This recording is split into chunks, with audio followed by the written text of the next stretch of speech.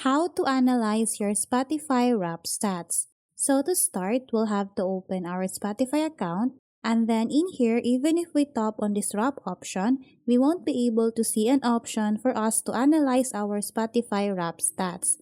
What we need to do is to exit our Spotify account. After that, go to our browser and then simply search for Stats for Spotify. After that, you will see this option. What we need to do is to tap on this website, and then in here you will be given three choices.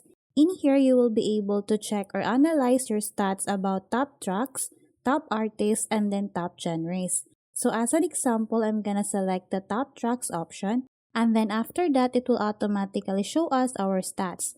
In here you can select last 4 weeks, last 6 months, and then last 12 months. So that's how easy we can analyze our Spotify Wrapped stats. Thanks for watching, and if you find this video helpful, please don't forget to subscribe, hit the like button, and then the notification bell so you won't miss any of our future videos. See you on the next one.